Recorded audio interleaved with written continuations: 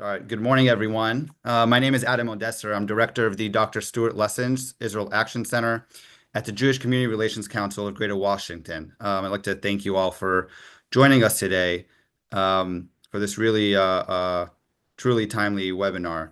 The JCRC served as the public affairs and community relations arm of the organized Jewish community in our nation's capital, representing more than 100 synagogues and institutions throughout our region.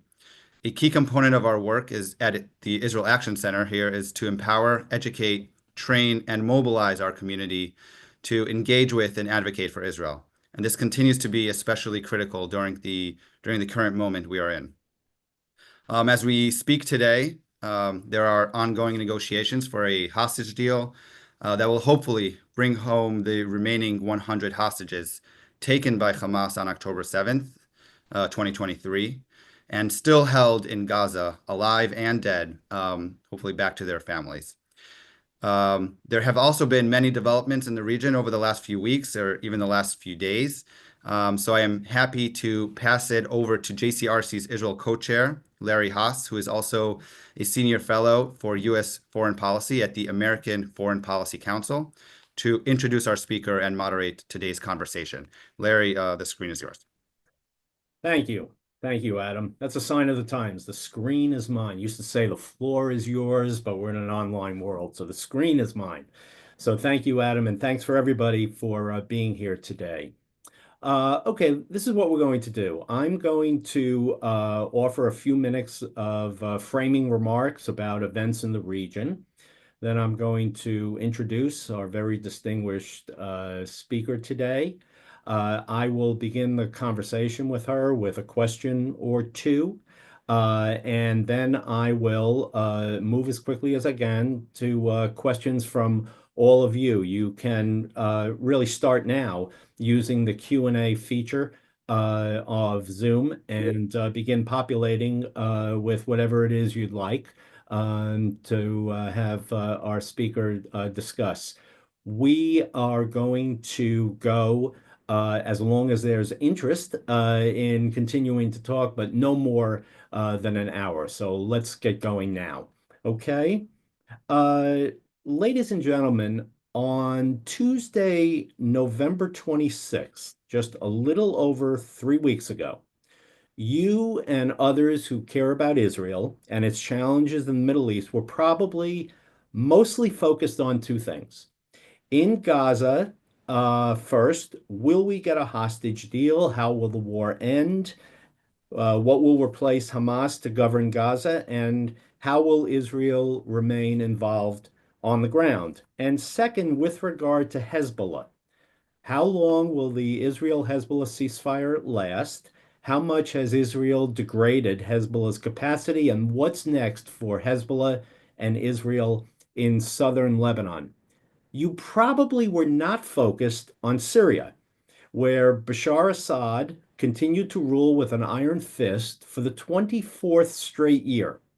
But on the very next day, November 27th, the rebel forces in Syria began their march across the country, which broke open a stalemate in Syria's civil war that had lasted more than a decade.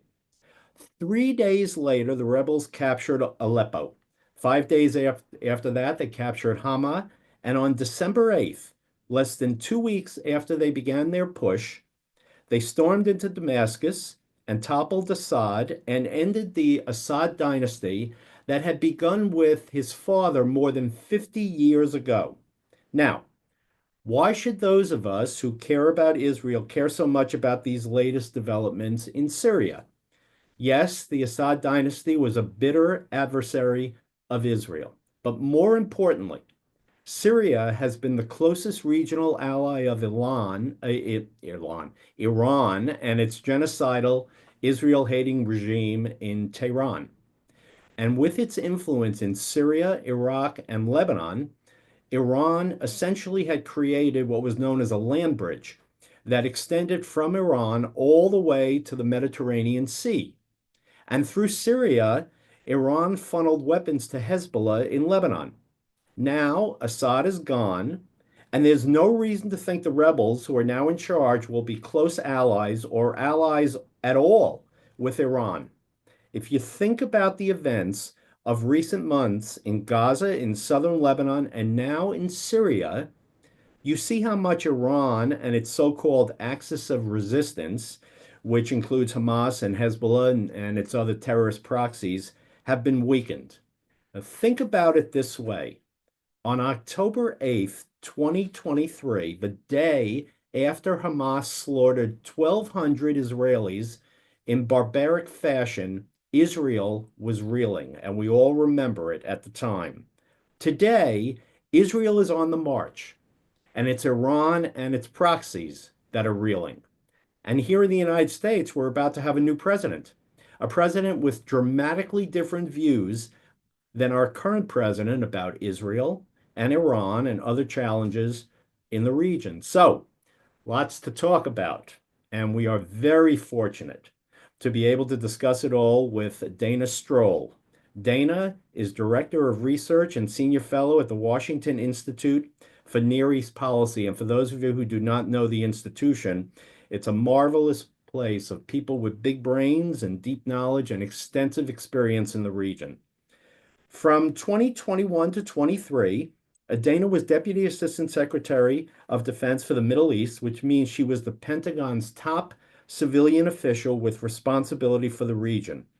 Earlier in her career, she worked at the Senate Foreign Relations Committee, in the Office of the Secretary of Defense, at the U.S. Embassy in Cairo, at the U.S. Institute of Peace, and at the National Democratic Institute. And maybe most fortuitously for us, from 2018 to 2020, she served as co-chair of the congressionally mandated bipartisan Syria study group. Dana, welcome. Thanks so much, Larry. Pleased to be with everybody. All right. So let me begin with the latest developments and get your evaluation of something that I know continues to be debated among Middle East experts. What is the regional impact, the kind of seismic implications of Assad's fall for Israel, for Iran? Take it wherever you like, but that's really kind of the main thing that's happened in recent weeks that has shaken the region. Thanks so much for that opening question. And I just want to thank you for moderating this webinar today, and to JCRC for inviting me to join you all, and for the really important work that JCRC does in our community. So thank you. So I think before we talk about what Assad's fall means looking forward, it's important to reflect on some of the most pressing areas of insecurity spawning out of his regime for so many of the past year. So just a couple highlights. This is the guy who had an illicit nuclear weapons program. And it was Israel who in 2007, over the objections of the George W. Bush administration, actually took out that nuclear reactor.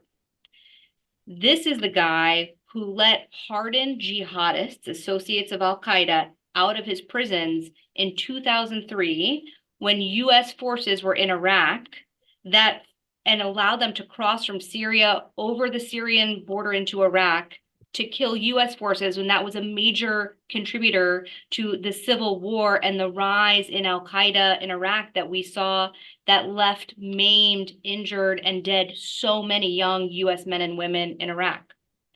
Russia. This is the guy who, from his father through him, has had an alliance with Russia, giving Russia a military and a navy base on the Mediterranean, which threatens European security and Israeli security. Larry mentioned the Iran land bridge in his opening remarks. It's really important to think about what came out of the alliance between Assad and Damascus, Russia and Iran. So part of the Iranian strategy to ensure its regime survival has been to cultivate a network of non-state actors, terrorists and proxies across the Middle East to keep the war away from Iran's borders and forward against others in the region.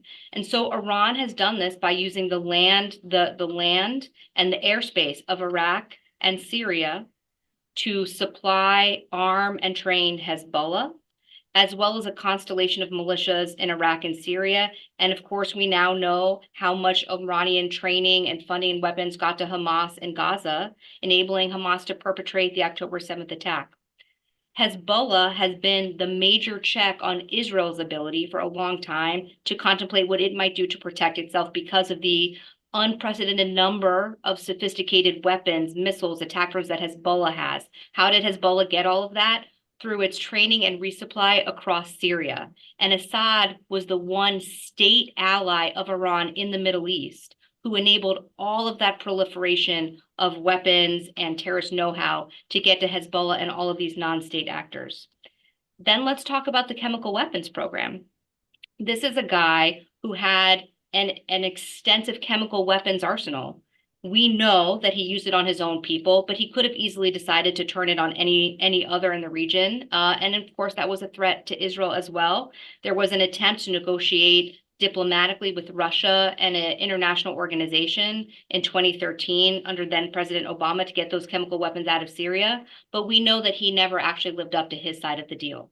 So in every possible way, from nuclear weapons to chemical weapons to the axis, the alliance with Russia, giving it a base on the Mediterranean, to Iran's land bridge, to his associations with Al-Qaeda, Syria has been a base from which insecurity and instability has spewed. Two other points about this. If you think back to the beginning of the civil war in Syria, so 2011, which basically was Syrian civilians looking around the region at other popular uprisings and took to the street asking the Assad regime for some basic rights and some basic representation in government. He chose to brutally suppress that regime, very similar to how his father had confronted uprisings against the Assad regime's rule in the 80s. And from that, millions of refugees left Syria, leaving a strain in Turkey, in Lebanon, in Iraq. And then let's remember that a lot of those refugees actually tried to cross the Mediterranean and overland into Europe. And it was a lot of that reaction to all of these refugees from the Middle East that actually had an impact on European elections, the election of more right-wing xenophobic parties across Europe. So my point here is that what happens in Syria does not stay in Syria.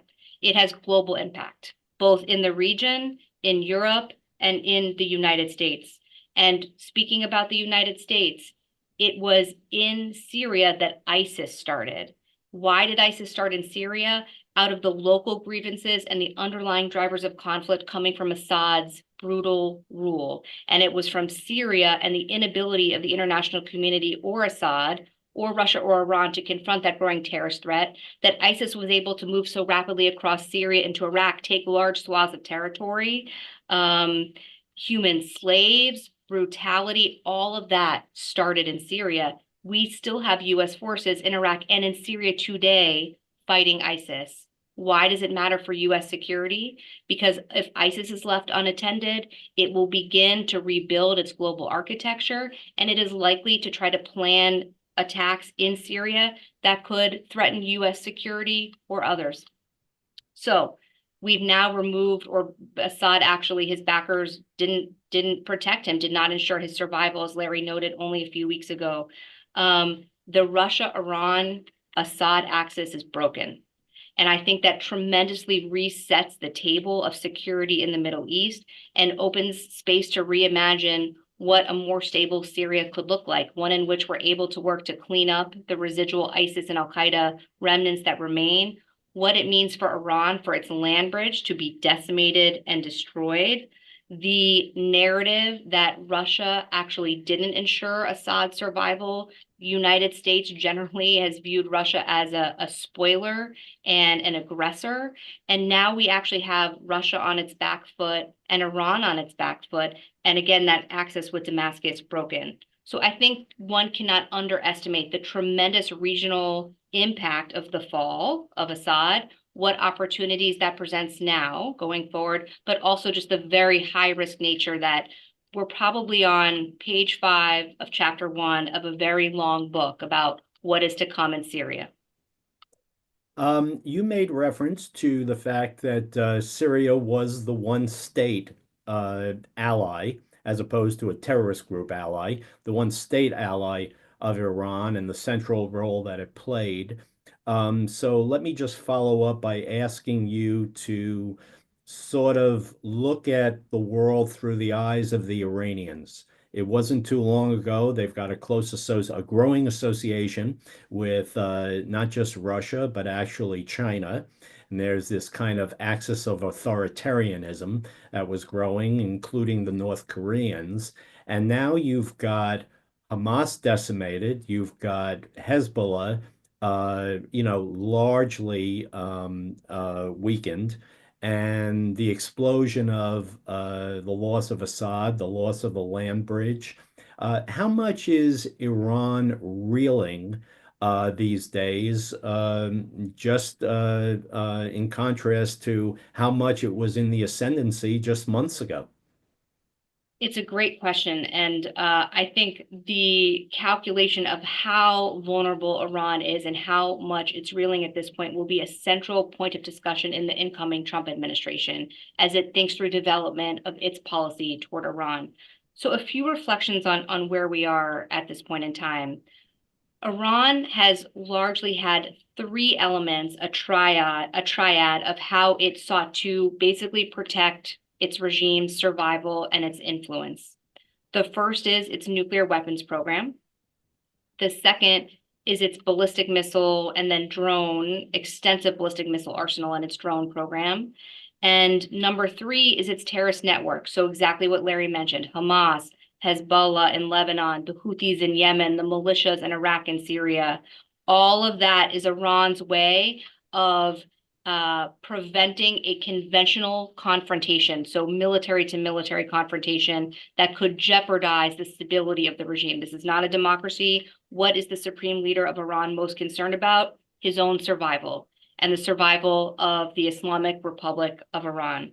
So let's go through these in order. Missiles and drones. We now have two demonstrations in 2024 that Iran's ballistic missile and kamikaze drone program can be defeated.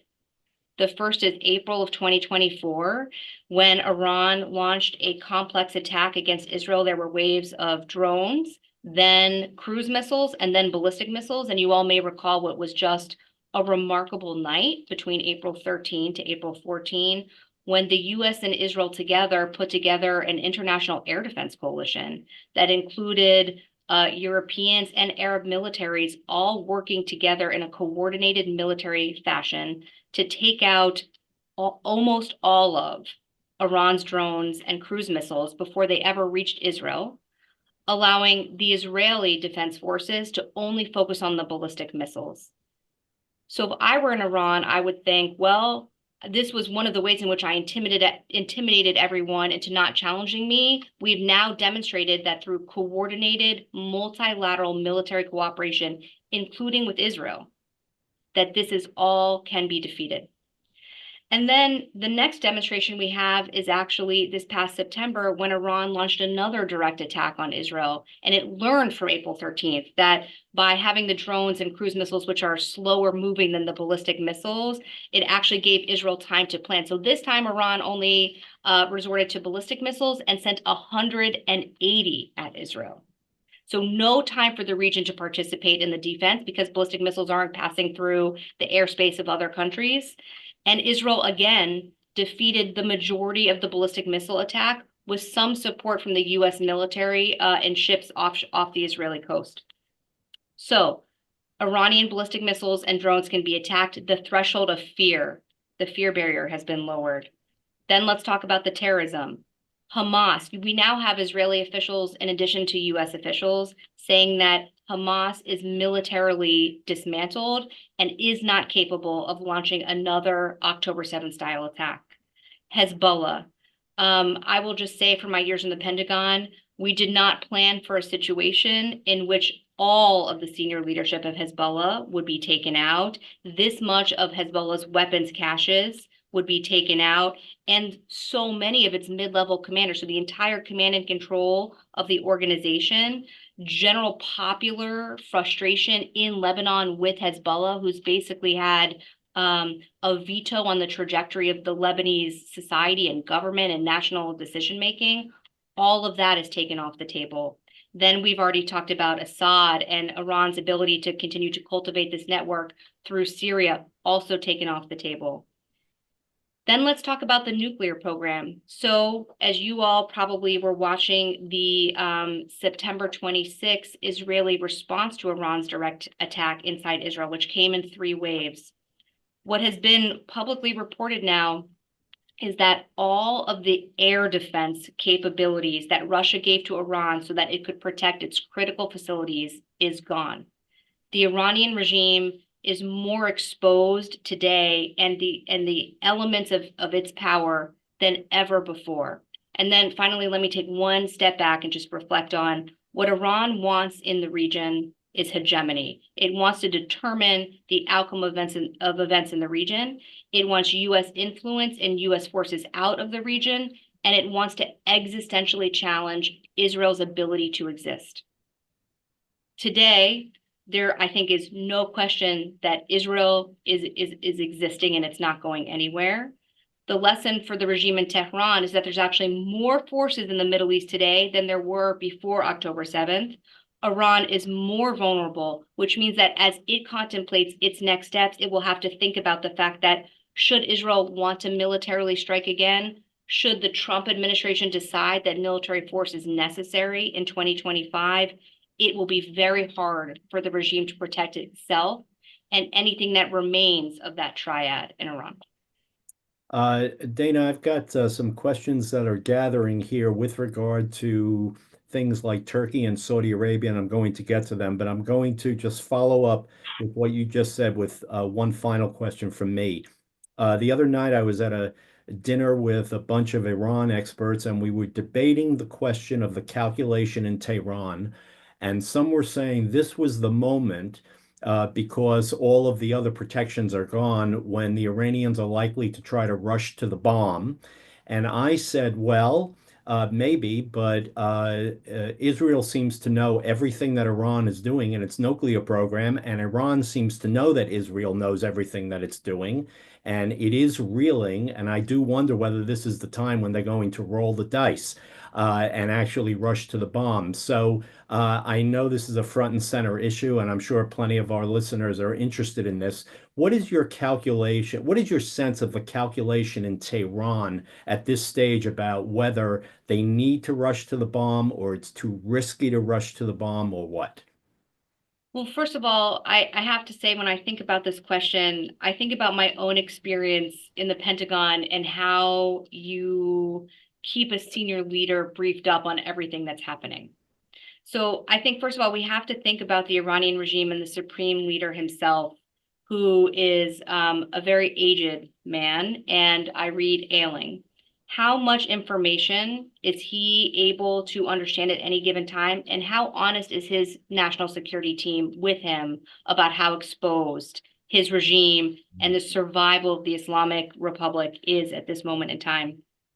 Now, if he actually understands how much of a failure Iran's 2 direct attacks on Israel were over the past year, how his drone program and missile program have been found to be wanting, how his insurance strategy of developing these proxy groups across the region so that attacks wouldn't happen inside Iranian territory has collapsed, how much of a back foot Iran is on, then he would think twice about rushing for the bomb. But I think there's a few other elements we have to think about. The first is there's much more normalized chatter in Iran today that maybe it is just time to cross the nuclear threshold and go for a weapon. We should just pull out of the nuclear non-proliferation treaty. We should just do these things now. And when that kind of chatter becomes normalized, that's concerning. Number 2 is we've had indications from the U.S. intelligence community over the past year that the Iranians are creeping ever closer to making this decision. So one good example that really raised my eyebrows is our intelligence community here is required to give regular assessments to Congress on critical high priority national security issues. And with respect to Iran's nuclear program, for a long time, the general line that has been reported in an unclassified environment, so I'm not sharing classified information here, is that Iran has not made the decision to pursue a nuclear weapon capability. But this year, that assessment changed. And what it said is Iran is taking more activities to better position itself should the political decision be made to pursue a nuclear weapon. So when I think about when I talked about that triad of how Iran is trying to protect itself, gone. More chatter, generally speaking, in the public that maybe now's the time to go for a nuclear weapon, concerning. And number two, we know that basically the Iranian national security apparatus and nuclear apparatus is edging closer and closer in anticipation that they're going to be told to cross the nuclear weapon threshold. And more highly enriched uranium that can easily be converted to weapons grade uranium. Just another one of those steps to get them ready if they make that decision. Isn't that correct, Dana? So what's very clear is that if they make the political decision to do it, they can do it. And I think the game now is how to influence that political thinking in Tehran to not make that decision. So let me just say two other things about this. Number one is next year's a big year in the world of Iran policy. October 2025 is when the UN restrictions that started when the Iran nuclear agreement and the Obama administration came into force. The expiration of all of that is October 2025. And everyone in Europe is looking at that, the Security Council, and thinking through what can be done between now and October 2025 to prevent Iran from making that decision. Number two is, I think there already is a very active debate about whether or not now is a once in a generation lifetime to take military action because Iran's defenses are down. And we know that the Iranians are thinking about it. Their former foreign minister, Javad Zarif, wrote a very nice sounding article in Foreign Affairs last week that Iran is ready to negotiate. There's different feelers being put out that they're ready to make some sort of deal. And we know that President Trump thinks of himself as a great deal maker and doesn't actually want another war in the Middle East. So all of these dynamics, I think, are going to play out over the course of 25, but we're at a very high risk period. All right. Well, lest the audience get mad at me, I will turn to questions. We have a question here that says, will Turkey replace Iran as the primary power in the Syria region? I apologize for the noise. That's just email coming in. Will Turkey replace Iran as the primary power in the Syrian region? And if so, consequences for Israel and more generally. And maybe, Dana, in answering this, you can kind of lay the groundwork by discussing a little bit Turkey's presence and ties to the rebel groups and all of the rest. And then, the question of where Turkey's headed now that Assad has fallen. Great question. So Turkey has two primary interests in Syria as Turkey and President Erdogan think about their Turkish security. The first is refugees. So Turkey's been hosting, as I said earlier, millions of refugees since the beginning of the Syrian civil war. And it's no secret that Turkey wants them to go back to Syria. So for a long time, under these frozen lines of conflict that Larry mentioned earlier, Turkey has been working with Hayat Tahrir al-Sham. I'm going to refer to them as HTS, this group that now came all the way south and took Damascus. But in northwestern Syria for a long period of time, Turkey has been supporting HTS in a semblance of governance and sufficient enough security for Turkey to begin to encourage some Syrian refugees to come back just into that northwest area. But Syrians being willing to leave Turkey and come in there was contingent on Assad not attacking this area and on Russia not bombing this area. And that's exactly what happened before Turkey gave the green light to HTS to start expanding its zone of control and moving, as Larry said, from Hama from Aleppo to Hama to Homs and then to Damascus. So the first thing Turkey wants is a secure enough Syria to encourage Syrian refugees to leave Turkey and go back to Syria. And I should note here that there are actually unilateral legal obligations that you cannot force refugees to leave. It has to be voluntary. And I think it remains to be seen whether Turkey will actually adhere to those unilateral obligations and enable this to be a voluntary process of refugees returning. And then number two, a core area of tension between Turkey and the United States, and remember, we're actually NATO allies with Turkey, is that in the urgency to oust ISIS from the territory that it was holding across Syria, the United States in the Obama administration began a partnership with something called the Syrian Democratic Forces. But the majority of the Syrian Democratic Forces are Syrian Kurds, and some of those Syrian Kurds are offshoots of the PKK, which is a Turkish Kurdish terrorist organization who's challenged President Erdogan. So Turkey actually believes that the United States working with these Syrian Democratic Forces in Syria against ISIS threatens its security because Turkey would have this Kurdish state on its border. So Turkey's second interest is in breaking this partnership and figuring out a different way to deal with what remains of ISIS. I don't think that Turkey wants to replace Iran in the region because its objective is not to cultivate a bunch of terrorists that are going to threaten the governments of the region. Turkey actually wants to cement its influence in order to have partnerships for economic engagement, trade, all these things with the region. So it's going to use its influence with HTS to try to promote a more stable Syria, and whether or not Turkey uses its influence in a way that's going to be acceptable to the United States, I think remains to be seen. And Turkey also wants the U.S. to break its partnership with the Kurds. And that I think will be very complicated because of the implications for ISIS. What we don't want to do is create an environment in which ISIS can reconstitute. And those Syrian Kurds are maintaining custody of 9,000 ISIS fighters that are still in detention, and we don't have a solution for them. Consequences for Israel. Israel and Turkey have had their ups and downs. Right now, we're in a down. Erdogan has said that he's cutting off all trade with Turkey or with Israel in response to Israel's prosecution of the campaign in Gaza. Turkey has also flirted with accepting Hamas members in Turkey when they were expelled from Doha. So in many ways, and then I should also add Turkey's work with HTS, who is an offshoot of al-Qaeda, terrible implications for Israel. Israel doesn't want to have al-Qaeda on its border after it just dealt with Hezbollah on its northern border and Hamas on its other border.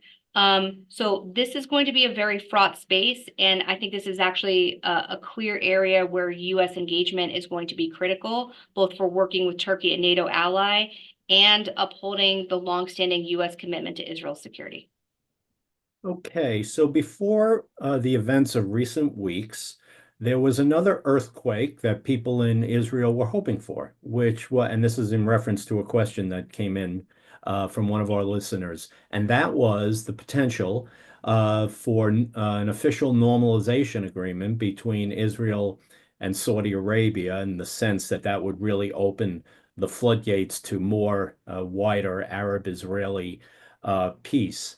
The Crown Prince has been a bit of an enigma. Sometimes he looks like he's ready for normalization. Saudi Arabia participated in that coalition that you made reference to in April to help Israel protect itself. And yet, at the same time, he's talked about Israeli behavior in Gaza as being a genocide. And he's saying that he doesn't want normalization. The latest he has said is no normalization until we see a Palestinian state. So to the question, how close is Israel to having an agreement with Saudi Arabia these days? Yeah. So first, let's just talk about where things stood on October 6, 2023. So this was actually, let's think of it as a trilateral set of things that all had to happen and were interrelated in order to get to normalization. The first was a suite of U.S.-Saudi bilateral agreements. So one was a deepened defense cooperation agreement, including a mutual defense treaty between the United States and Saudi Arabia that would have required Senate ratification. Two, within that bilateral suite of agreements, was on civilian nuclear cooperation. So Mohammed bin Salman, the Crown Prince of Saudi Arabia, wants to be a nuclear power and sees nuclear energy as necessary for the growth of his society. And he can either work with the United States or he can go elsewhere for that. And I think the team inside the Biden administration saw an opportunity to cooperate and expand cooperation with Saudi here. And then there were other elements of the bilateral US-Saudi agreements. Number one. Number two was normalization between Saudi Arabia and Israel. And number three, in order for that to happen, at the time was progress on a political horizon for a Palestinian state. And the words political horizon and progress, I think, are important because before October 7th, a specific timeline and specific actions by Israel were not necessarily on the table. But now look at where we are. Israeli policies toward the West Bank are fueling instability. The PA could be on the verge of collapse. The Palestinian security forces don't have the equipment they need to maintain security on their own. The economy is incredibly tenuous. Most Palestinians don't look at Abu Mazen Mahmoud Abbas, the current president of the Palestinian Authority, as a legitimate and credible leader that can represent their interests. And then on the Gaza side, Hamas is decimated. Its stranglehold over governance is no more. But Israel's not working with the Palestinian Authority, and there is no consensus on what sort of governance arrangement comes out of Gaza. So we're back to this issue of what is progress on a political horizon for a Palestinian state. And when it comes to the Saudis, I think the price has gone up on that. Why did Mohammed bin Salman use the word genocide with respect to Israel's campaign in Gaza? Because he is responding to his society. And what I can tell you, having been in the region in November and again in December, is it's a very widely shared view that Israel is committing a genocide. And the leaders of the region are not pushing back on that. And the media of the region is offering no alternative narrative. And these are not democracies. These are monarchies, and they are sensitive to where their people are.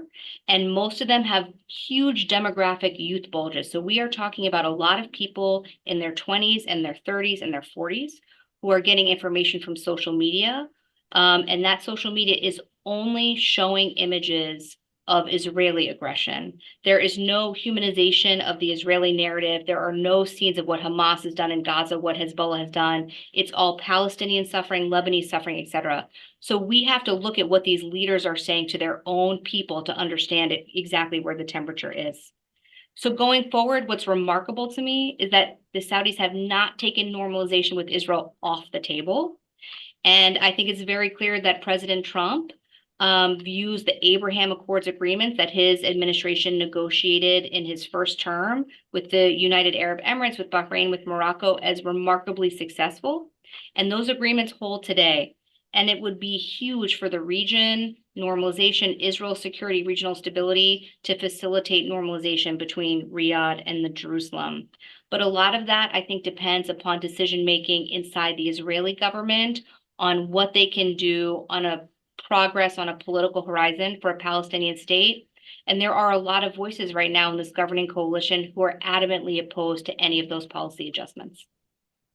Well, one of the great things that you're doing, Dana, is answering questions in your very broad, in-depth answers. Because we do have some questions about possibility of negotiations now between Israel and the Palestinians. I'm wondering, you say that there are elements within that government. Can you talk a little bit more in terms of the different players that would be involved, that the more general appetite, perhaps, for Israeli-Palestinian negotiations? Is it the case that Israel's just got bigger fish to fry at the moment? You mentioned Abbas. Not only does he not have legitimacy among his people, but after all, he is 89 years old, and nobody knows who's going to replace him. So more broadly, beyond the elements within this governing coalition in Israel that may not be interested, any interest anywhere else, any roadway, any pathway to revive negotiations? Well, first of all, I'm going to say that no longer is being in your 80s a criteria for being elected, not elected, or in a position of authority or governance. Fair enough. So let me just start that question, first of all, by I think there needs to be acknowledgement, and I think there is in the United States in some communities, and really not in the Middle East or in Europe, the pre-October 7th environment from the post-October 7th environment. And while I think there were significant constituencies in Israel that supported a two-state outcome as necessary for Israel's security before October 7th, it's very difficult to think through those possibilities post-October 7th, knowing that it wasn't just Hamas who perpetrated the October 7th attack, but other elements of Palestinian society that flooded in and participated in those atrocious acts of terrorism and brutality. And it's also important as we think through a two-state solution that progress on that is not seen as a reward for this kind of brutal violence, and that what Hamas did is not seen as a legitimate form of resistance. And so those elements of a two-state outcome not rewarding or legitimizing Hamas's acts of terrorism, I think is something that is not acknowledged among the players in the region, and often in Europe who want to be part of this, who see Israel as the main barrier to a two-state outcome. And second of all, we, of course, have seen this movement of different governments in Europe and consistent action at the UN to acknowledge a Palestinian state. And the reality, Larry, is just as you said. There isn't a credible, legitimate, representative Palestinian governing entity today that could actually govern a Palestinian state. There's no partner on the other side. Regardless of Mahmoud Abbas's age, he hasn't held elections. Most Palestinians don't see him as representing them, and they don't see his party Fatah as representing them. They also, a lot of them don't see Hamas as legitimately representing them. But Palestinians need something, and what that reform looks like. And it's not just security sector reform, it's education reform, economic reform, political reform. This is a decades-long, if not generational project. It's not something that's going to happen in a year or two. And to enable that kind of reform for an actual, credible, representative Palestinian governing entity to emerge, it would need a partner on the Israeli side. And that means thinking through what Israel can do on trade, on commerce, on the economy, on the banking system, on a Palestinian security force. And those are going to be complicated questions and challenges for a people that remain traumatized. There are still Israelis being held hostage in Gaza. So there are no easy or fast answers or solutions to this. And I think what is lacking right now is an acknowledgement of that this is a generational project. And I presume that implicit in your discussion about reform, education, economic, and all the rest, one of the reforms is going to be, in grassroots anti-Israeli, anti-Jewish hatred, on the ground among the Palestinian people, whether in Gaza or in the West Bank, a subject that I'm sure we could talk hours about. But you mentioned the hostages. So I know that a lot of our listeners are interested in that. Here's a question. I've read that Hamas just provided on Friday an updated list of the hostages that are alive and still in their control, but I've seen no readout on this updated number. Have you heard any details on this updated hostage list? So the challenge, I think there are the two issues now are the list of hostages that are living, and obviously this negotiation changed even from a month or two ago because Hamas itself has killed some of the hostages. And number two is what the IDF, the Israel Defense Forces, will be required to do in the context of some sort of ceasefire agreement. So my understanding is there's a technical team from Israel, meaning a working level team on the ground in Doha, Qatar, right now, actually working on exactly this. I think that's very promising. And there's been some comments from members of the Israeli governing coalition that Israel will maintain security control of Gaza, particularly in something called the Philadelphia Corridor, which is where a lot of the weapons that went to Hamas are assessed to have gone through this critical area in southern Gaza. So the thinking right now is that Hamas understands that it's alone. Hezbollah's gone. Iran told Hezbollah to take the deal. The land bridge from Syria is gone. Iran didn't come in to save Assad again. And Hamas is looking around the region and thinking, well, now might be the time where we can at least save ourselves. And so the question, I think, is the number of hostages and phasing over what period of time, and then the disposition of IDF forces. And I think those issues are being actively discussed in Cairo, and of course, this Israeli team on the ground in Qatar. Okay, so we've got a question having to do with the future of politics in America and its implications for Israel and the Middle East. And it's something that you and I discussed separately the other day. I know you've got thoughts about the new president who's coming in and the change in direction, and perhaps more broadly, kind of perhaps the threat to bipartisanship with regard to consensus in America about U.S. policy toward Israel. So let me just kind of posit that to you and just ask you to discuss what it is you see, what it is you're concerned about, how U.S. politics towards Israel has evolved, and what might you be worried about in the future? Good question. So first of all, you mentioned, and I should just say I was a former Senate staffer, and so I got to see up close where the negotiations land when we're trying to draft a bipartisan letter or a bipartisan resolution. And I'll just observe, I was a Senate staffer for the end of the Obama administration and the beginning of the Trump administration. And the reason I want to flag that for the audience is that finding the bipartisan space when President Trump was in the White House was more complicated for staffers that were committed to maintaining that bipartisan support for Israel.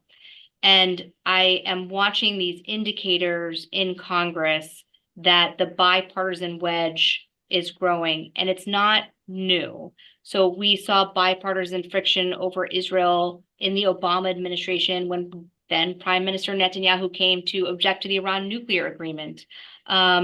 We saw bipartisan tension during the Trump administration about certain policies related to Israel and the broader Middle East. And of course, we've seen bipartisan tension in the Biden administration, very specifically about President Biden's support for Israel and his willingness to ship weapons out of U.S. stocks for Israel to use in its self-defense, as well as these new packages of military weapons and defense articles that won't be delivered for years to come. And a lot of the debate in the Democratic caucus has been about Israel's commitment to protect civilians, to minimize civilian harm, to minimize collateral damage, and a concern that such a critical strategic partner is not committed to these principles. And this, I just want to be clear, is not something unique to Israel. The United States would want every partner who's in an intelligence sharing relationship, purchasing weapons, U.S. origin defense articles, to do things in compliance with obligations under the law of armed conflict and international humanitarian law. And there's a growing number of Democratic members of Congress who are questioning that. So a really important indicator to me was a couple weeks ago, Senator Bernie Sanders sponsored a resolution to disapprove and prevent the Biden administration, so Democrat on Democrat, from moving forward with a very significant package of defense articles for Israel. And 14 members of the Senate voted so 13 plus Sanders to block that. That's a significant percentage of the Democratic caucus, and I think we need to pay attention to that. Excuse me, Um, Dana, excuse me, were there not also 4 or 5 additional abstainers among Democrats, making the number closer to 19 or 20? That's my recollection of it, which really struck me when you get up to the number of 20 that yeah. were not willing to support the policy of the administration. Not willing to support the policy of the administration, but the vote actually says we think that continuing this defense cooperation is not consistent with U.S. national security interest and also U.S. values. And this is the final remark I want to make on this. As you know, I both explain the importance of this relationship and the importance of the U.S.-Israel strategic partnership for Israel's security, but more importantly, for U.S. national security. We've always been able to say that we share security interests and values. And I think that a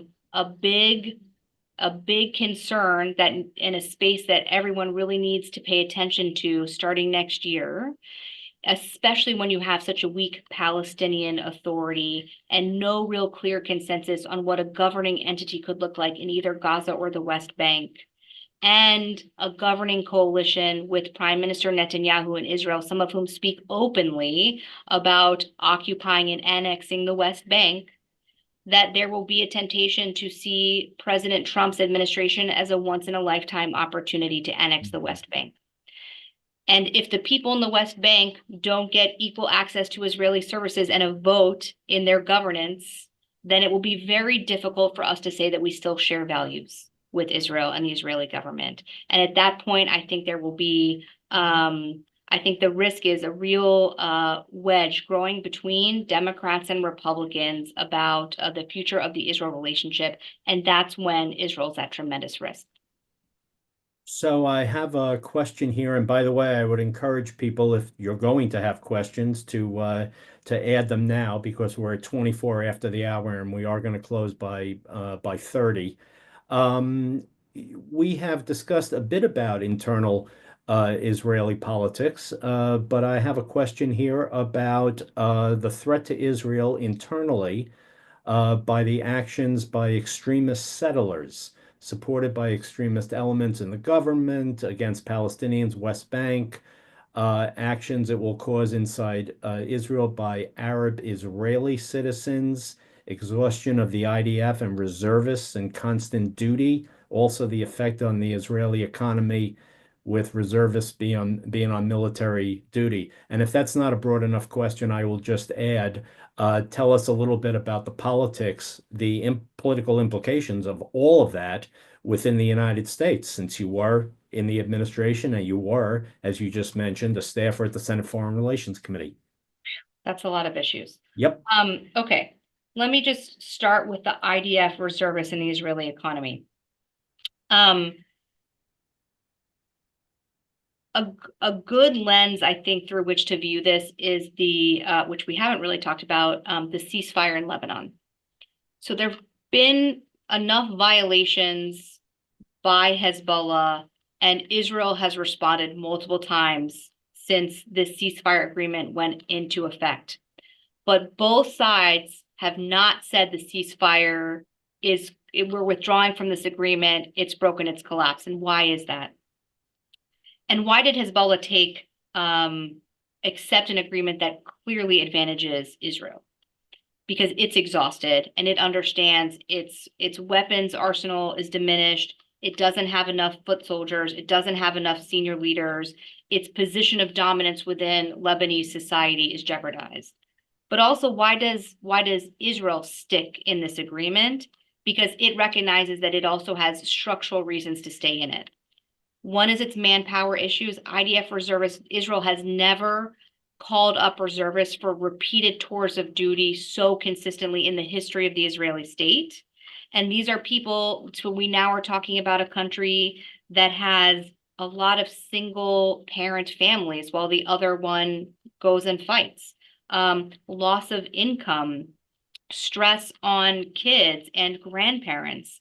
Not to mention stress on the Israeli economy. The Israeli economy isn't growing as a result of funding these wars and having to fund all of these reservists. There are going to be equipping challenges. There have been some, there will be some. This high operational tempo in Gaza, in Lebanon, to prepare for what comes next in Iran, to continue to defend against the Houthis, to continue the kinds of actions we're seeing Israel take in Syria, to get rid of the remnants of Assad's conventional weapons arsenal, chemical weapons arsenal. This is a significant amount of stuff that's being used, people that are involved, and we are now way past 1 year after October 7th. People are tired. So for all of those reasons, I think Israel is incentivized to figure out areas where one can transition from focus on military achievements on the battleground to political processes that we hope are more sustainable. On the issue of the settlers and violence, first of all, any individual that's acting, taking the law into his or her own hands and committing acts of violence, destroying territory, brutalizing others, there should be rule of law. These people should be arrested, and they should be subject to the laws and repercussions and accountability of Israeli society on the settler side. And we haven't seen that happen consistently. And I think, again, that is a real challenge for us to say that we share values if those kinds of acts of violence go unchallenged. And I should also say, it is in Israel's interest to have a stable West Bank. So part of when I look at it from a Pentagon perspective is we were looking at how if the West Bank is so unstable or at second intifada levels of violence, and Israel has to maintain vigilance on the Lebanon border and all these other things, that's a real strain for a tiny country. So they're still involved in Gaza. They're still doing things every day, basically, in Lebanon. There's still massive vigilance on the northern border. Communities aren't returning to their homes in northern Israel. Now they're doing all of these things in Syria. They're still remaining hyper-vigilant about what might have to happen with respect to Iran. The last thing the IDF needs is the West Bank collapsing and having to take over complete security control of the West Bank. So I would say from a stability perspective, from an economic perspective, from a rule of law perspective, and from a values perspective, it's in Israel's long-term enduring security interest to figure out a way to have a partner on the Palestinian side in the West Bank. Okay. Well, I'm going to end with one very quick one. Someone is suggesting that you have overstated the push to annexation. This question reads, that is a misstatement as to annexation. It would be of Area C, so there would not be disenfranchisement as to Arabs.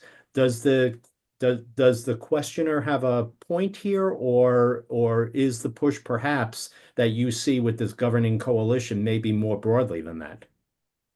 I'm not going to take a position or forecast, either speak for Israelis, speak for what might happen. My point is that there is talk about this. And if the questioner can just recall that annexation was openly discussed 4 years ago, and the way we got to the first Abraham Accords agreement with the United Arab Emirates was with a specific commitment by Israel to not do or annex parts of the West Bank for 4 years. I see. So that agreement is over. The entire environment, I think, is different post October 7th, and there are different members of the governing coalition now than there were then. And so my point is there is going to be a temptation to think that now is a once in a generation opportunity to do this. And if those steps happen, there will be problems maintaining the bipartisan base of support that I believe has been critical for Israel's security and this long-term relationship. Well, Dana, we are now at 11:31, and I want to be respectful of your time. I want to be respectful of what we told our listeners. I cannot thank you enough for this enlightening conversation. I'm sure everyone enjoyed it and appreciated it as much as I did. I see that we can now see Adam again on the screen, so I should turn this back to him. But I thank you. I thank Adam for having me, and I thank everyone who was listening. I found it terribly fascinating, and I'm sure everyone else did as well. Go ahead, Adam.